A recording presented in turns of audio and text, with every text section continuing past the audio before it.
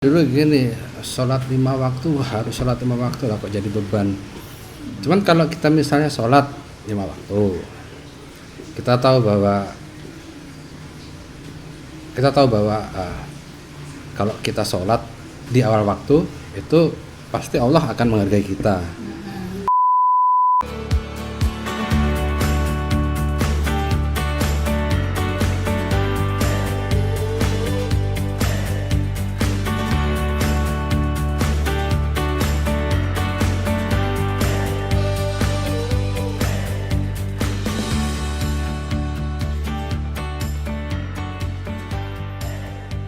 Assalamualaikum warahmatullahi wabarakatuh.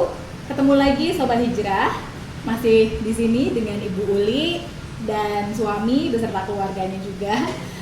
Dan kalau misalkan teman-teman yang belum sempat melihat episode sebelumnya dengan Ibu Uli, teman-teman bisa saksikan di link description di YouTube My Hijrah My Adventure Kajian Muamalah. Oke, sekarang kita kembali lagi ya bersama Ibu Uli dan Pak Bram. Gimana Bu? Masih semangat dong ya kayaknya ya? Kita tadi melanjutkan obrolan kita yang semakin menarik ini gitu. Nah mungkin sekarang kita ingin tahu nih terkait dengan perubahan yang terjadi.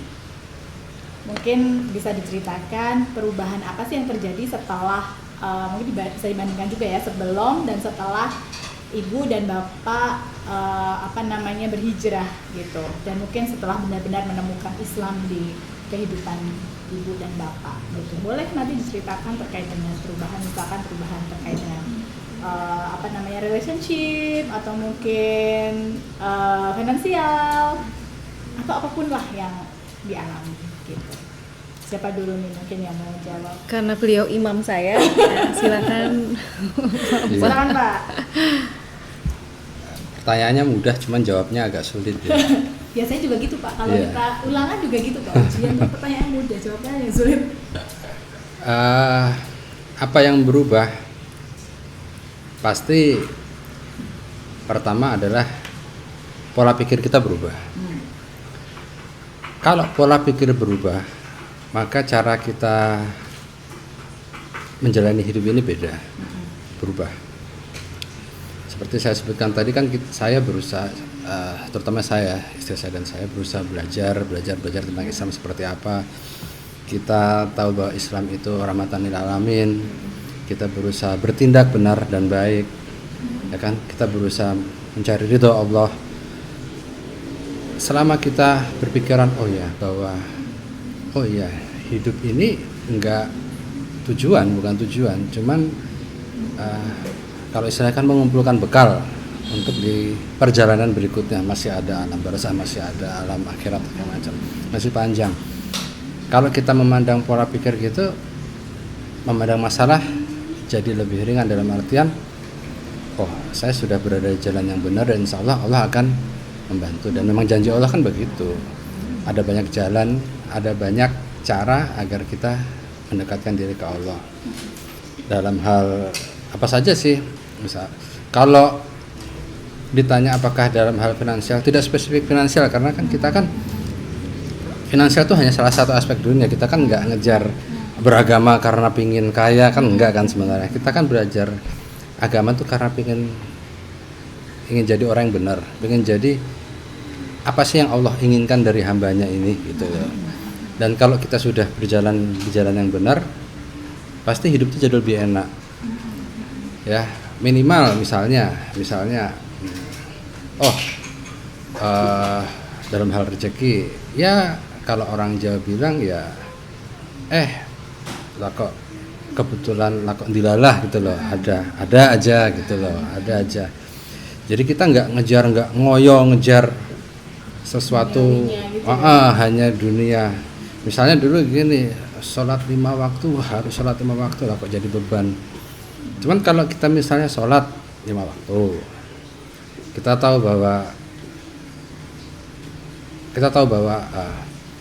kalau kita sholat di awal waktu itu pasti Allah akan menghargai kita. Kita berusaha mengerjakan urusan dunia, Allah yang menentukan kan. Kalau Allah menghargai kita pasti urusannya dipermudah gitu loh. prinsipnya seperti itu. Ya misalnya istri saya juga misalnya akhirnya malah menemukan passionnya di sesuatu yang dekat dengan agama juga. Ya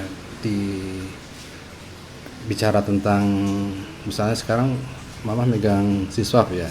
Nah itu kan, nah kebetulan juga kerja ilmunya ilmu sesuatu yang bermanfaat buat umat dan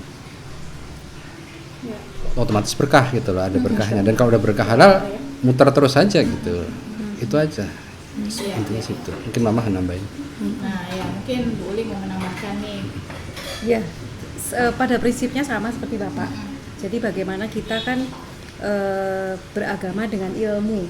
Ya, kalau misalnya kita tahu, insya Allah memang kita akan menjalankannya itu dengan sepenuh hati dan segenap akal kita ya. Jadi kalau sebelumnya saya menganggap Islam itu hanya sebagai identitas yang ada di KTP ya, sehingga seringkali hal-hal yang memang wajib kita lakukan, ya memang kita lakukan, tapi hanya untuk sekedar menggugurkan kewajiban. Tapi dengan semakin kita belajar, kita tahu esensinya seperti apa, pada saat kita menjalankannya juga tahu kenapa, akhirnya kita jadi lebih yakin.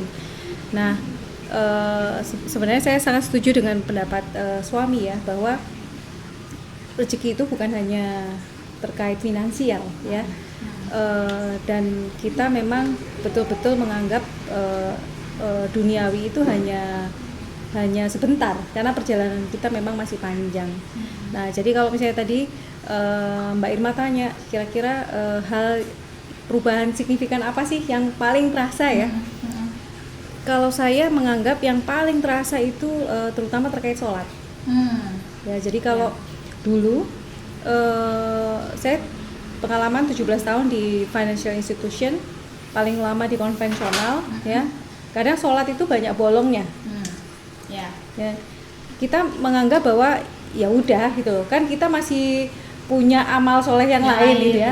Berasanya sombong banget ya, kita punya amal soleh yang lain. Sholat juga nggak apa-apa kan itu. Kerja juga ibadah gitu ya. Iya. Nah tapi dengan kita jadi berilmu, kita tahu ya, apalagi tadi keutamaan sholat di awal waktu ya. Kemudian lingkungan di mana tempat saya beribadah juga mendorong untuk melakukan sholat di awal waktu. Kemudian kebetulan suami juga di rumah, kita sering istilahnya berbincang dan berdiskusi tentang Islam itu seperti apa. Akhirnya memang berubah pola pikir ya. Jadi memang yang terpenting itu adalah pola pikir berubah. Pada saat pola pikir berubah, insya Allah kita terefleksikan dengan apa yang kita lakukan ya.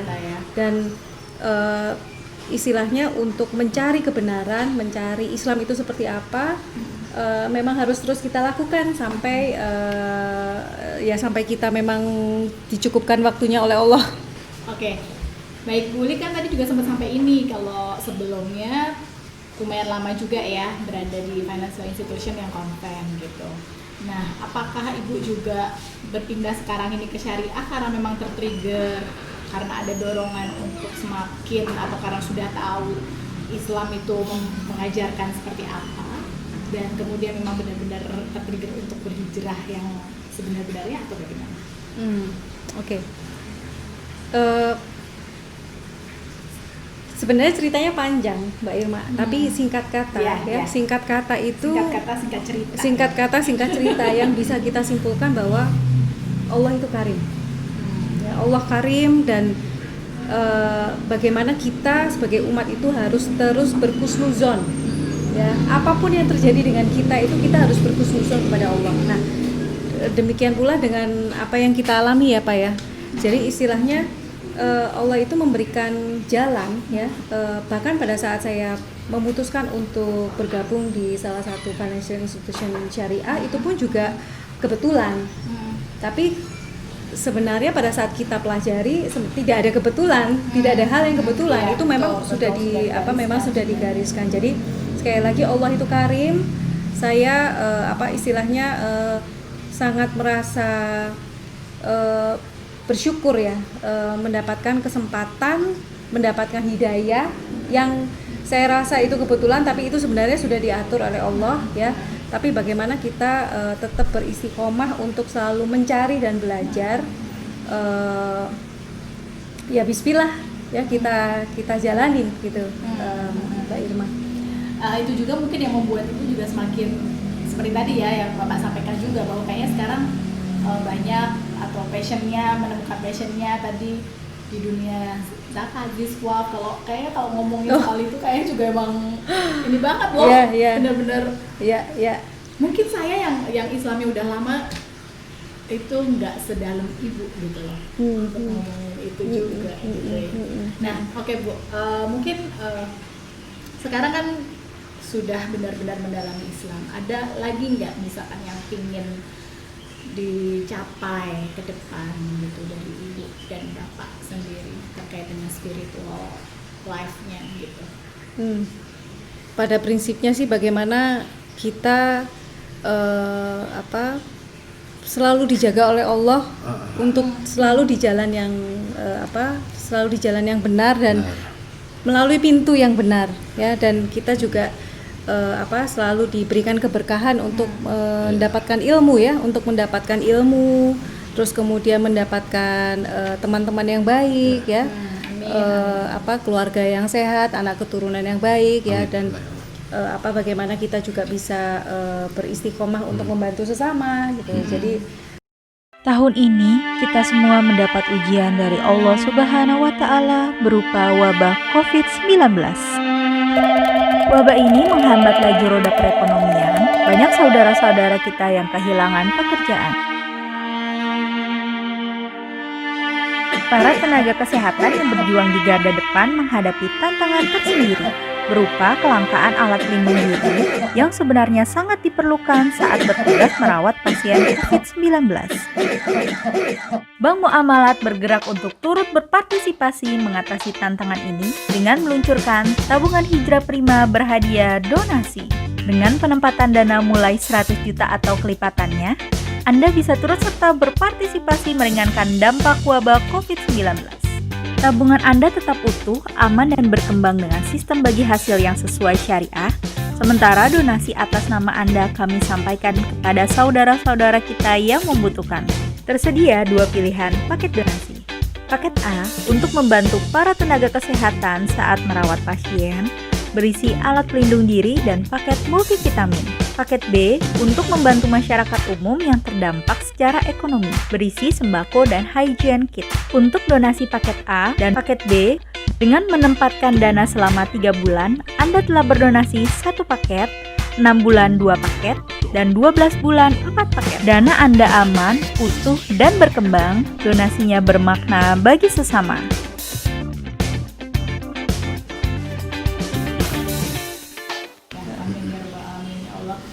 Mau benar-benar inspirasi sekali ya ceritanya ini dari Bu Uli dan Pak Bram gitu, dan suasananya juga enak sekali di sini. Apalagi kalau mungkin melihat ini banyak ukiran-ukiran gini. Oh ya. Ini memang Pak Bram sendiri yang ini atau gimana Pak? Oh kalau iya. misalkan saya pingin ada ukiran di rumah saya juga. Oh ya bisa pesan aja ke Bisa saya. ya? bisa pesan ke Bisa pesan suppliernya. saya karena iya. Karena memang saya juga background saya kan juga lama di Kudus dan di Jepara dan punya usaha itu. Ya. Sementara kalau di Jakarta ya saya usaha yang lain. Kalau di Kudus di Jepara usahanya ini. Ya. Oke, cuman memang itu bisa dikirim kemana aja lah ya. Bisa. Di seluruh Indonesia, bahkan ke luar negeri juga bisa kali ya. Bisa sih. Pokoknya bisa lah ya. Bisa lah.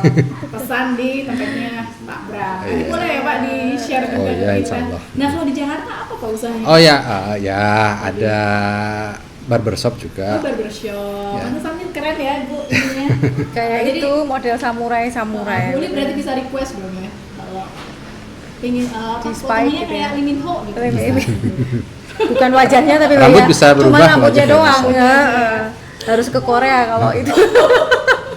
Oke, ada barbershop ya Pak. Ada ya? di Namanya Pondok apa, Indah. Pak? Oh, di Pondok Indah di Jalan Pinang Mas, namanya Baron Barbershop. Baron Barbershop. Oke, Iya. jadi Sobat Hijrah kalau misalkan pingin potong rambut nih ya, salah satu tempat yang bisa dikunjungi, kita rekomendasikan adalah Baron Barbershop. Tempatnya pun juga mudah ya, di daerah Pondok Indah, Ya, di betul. Jalan Pinang Mas. Jalan Pinang Mas. Oke, Jalan siap. Mas 1. Ada Instagramnya, nanti boleh Oh, ada. share ya, Pak. Baik, baik. Mbak Irma, karena gini, ternyata rambut itu menentukan masa depan. Oh gitu, kok bisa? Nah, Gimana? jadi kalau misalnya pengen masa depan yang cerah, Cerah. ceria ya, potong rambut ke tempat barber yang bener kan itu. Oh gitu, ya benar.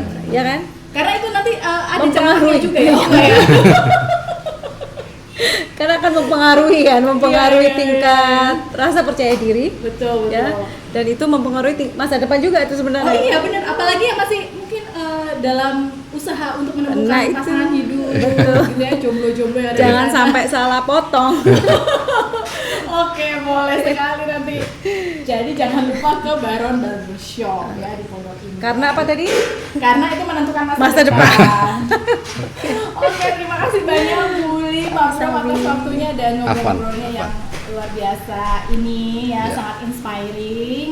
Semoga kita terus diberikan hidayah Ilahi, dan amin. juga keberkahan gitu ya, Ya. karena belajar terkait dengan agama dan spiritual kita pun juga tidak boleh hanya sampai di sini ya, selalu terus saya sendiri pun juga reminder diri saya untuk terus selalu belajar, karena akhir pembelajaran kita itu adalah ketika yang kita dipanggil oleh Allah Subhanahu wa taala.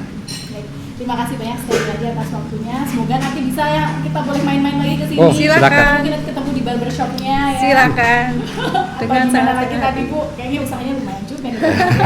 Oke, terima kasih banyak. Kalau begitu, sobat hijrah semuanya, terima kasih banyak juga atas atensinya yang luar biasa yang sudah mengikuti program ini dari awal sampai akhir. Semoga kita semua mendapatkan manfaat dari program ini dan kita selalu diberikan hidayah dan keberkahan oleh Allah SWT. Oke, jangan lupa sampai ketemu lagi di episode selanjutnya di My Hijrah My Adventure. Saya Irma, terima kasih. Kita tutup dengan bacaan hamdalah bersama-sama. Alhamdulillahirrahmanirrahim. Wassalamualaikum warahmatullahi wabarakatuh. Waalaikumsalam warahmatullahi wabarakatuh.